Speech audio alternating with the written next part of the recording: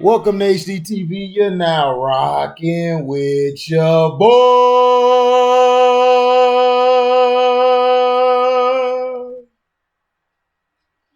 Teddy Bridgewater said the Dolphins have been linked, the Dolphins have been linked to Teddy Bridgewater in past off seasons without adding him to their roster, but he is finally set to be making his way to Miami. Adam Schefter of ESPN, or ESPN as you call it, reports that Bridgewater, who is from Miami, plans to sign a one-year deal with the Dolphins when the new league year opens on Monday. No other terms of the deal have been released. Schefter's report adds that Bridgewater is coming home in order to serve as the backup to Tua Tagovailoa. That seems realistic given the way head coach Mike McDaniel has talked about Tagovailoa since taking the job. But Bridgewater's experience make him a viable option to step into the lineup should the Dolphins feel the need to make a change at any point.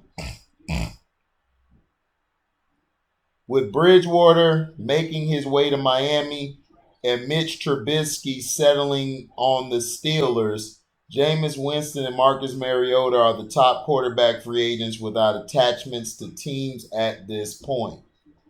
So Teddy B got hurt a lot last year. That Denver line wasn't really that good. I hope they can build it up to protect Russ, because Russ is basically, their franchise.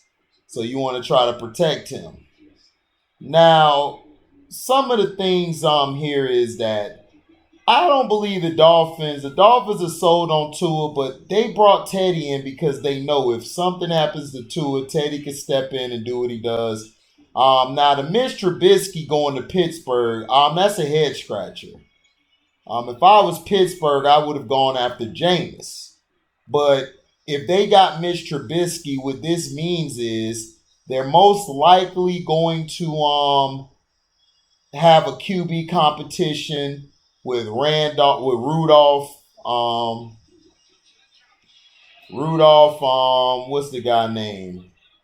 With Rudolph, Dwayne Haskins. So they're probably going to have a three-way QB thing. Or what they might be thinking is, we're just going this year thinking just have the quarterback manage the game, put everything behind Najee Harris, get another running back, add some more to the line and add some more to the defense. And they're just going to do it like how the Ravens did it back in the day in 2000.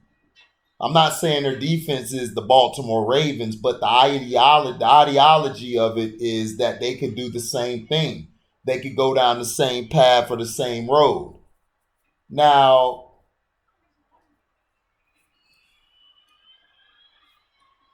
let's see. Let's see.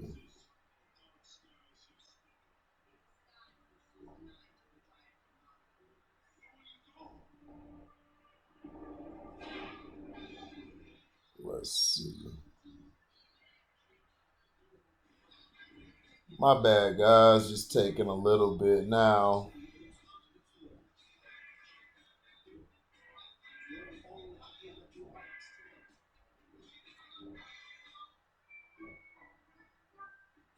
Now the Jacksonville Jaguars have money to spend and a long road back to contention. They aren't wasting time using the former to help expedite the latter. Jacksonville has agreed to terms with the collection of free agents in the first day of the negotiating window. Guard Brandon Scherf, a first-team All-Pro in 2020, headlines the group agreeing to move from Washington to Jacksonville in an unspecified deal. Scherf arrives as a desperately needed reinforcement to an offensive line that surrendered 32 sacks of rookie quarterback Trevor Lawrence. When healthy, Scherf has proven to be a premier guard and should help protect Lawrence, who is going to need such support in order to develop at a rate expected of a former number one overall pick. Following Scherf to Duval County, receivers Christian Kirk and Zay Jones, linebacker Foy Alukun, defensive tackle Fali Fadukasi, and tight end Evan Ingram. Kirk is next in notability rankings among these additions, bringing big play speed that the Jaguars lacked without DJ Chark available for most of the 2021 season. NFL Network's Ian Rappaport and Tom Pelissero reported the deal is for 4 years in length and worth $72 million with a max value of $84 million. Kirk's contract includes a $20 million signing bonus, $37 million fully guaranteed, and $39 million over the first 2 seasons. The first 2 years, with $12 million available in incentives per Pelissero. Olukun is a signing that might end up flying under the radar more than the other two, primarily because of a lack of significant name recognition. Olukun has been a rising defender in Atlanta in the last couple of seasons and is being paid accordingly, moving to Jacksonville on a 3-year deal with an average annual salary of $15 million. That's significant money for a defender who was selected in the 6th round of the 2018 draft out of Yale and made just a little over $2 million in 2021. With Atlanta in a tight cap situation, the Falcons wouldn't afford to retain him. Jacksonville pounced on the opportunity, adding a promising player to a defense that was disappointed by its last significant free agent linebacker, Joe Schobert, whom the Jaguars traded the Steelers for a 6th-round pick 1 year after signing him to a 5-year deal worth more than $53 million. Fadu Kasi comes to Jacksonville from New York, where the former 6th-round pick of the Jets became a productive interior defensive lineman, recording 42 or more tackles in each of his last 2 seasons. Also joining the Jaguars is Ingram, who is signing a 1-year deal with $9 million per Rappaport and NFL Network's Mike Garafolo. The former first-round pick of the Giants reached the Pro Bowl in 2020, but the selection was peculiar considering he caught 63 passes for 654 yards and just 1 touchdown. In all, Ingram's time in New York was essentially summarized by 2 coexisting truths: flashes of tantalizing potential and struggles to remain healthy. Instead of working on a new deal to keep Ingram, the cap-strapped Giants let the tight end walk.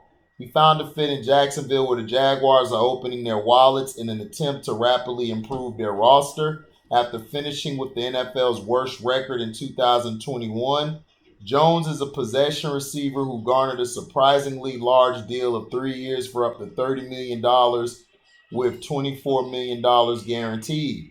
Rappaport reported the 26-year-old Jones is coming off his 6th NFL season and his 3rd with the Raiders. He had 47 catches for 546 catches and should offer a dependable presence for Lawrence. Jacksonville was one of the least talented teams in NFL in 2021, placing Lawrence behind a leaky offensive line and a unit that was further weakened by Chark's absence. The Jaguars have since replaced Urban Meyer with Super Bowl LII winner Doug Peterson, and general manager Trent Baalke has approached free agency with urgency, adding notable players on each side of the ball in the first 24 hours of the negotiating window, while also retaining left tackle Cam Robinson, with the 2nd consecutive franchise tag placed on him last week. Baalke still has plenty of work to do, but he's made it clear the Jaguars aren't going to approach 2022 without some much-needed reinforcements. I like the picks by the Jaguars. I just disagree with the Christian Kirk. I wouldn't have paid Kirk all that money, but overall, they're making good picks. You got to remember, Trevor Lawrence last year didn't have all his players, didn't have all his pieces at all. All his pieces were hurt. His offensive line was terrible. But for what he did as a rookie, Trevor Lawrence looked impressive. I was impressed with Trevor Lawrence. He really surprised me. I think he's going to be a solid quarterback in this league for years to come. And I think he could get the Jaguars to the Super Bowl if they continue building correctly.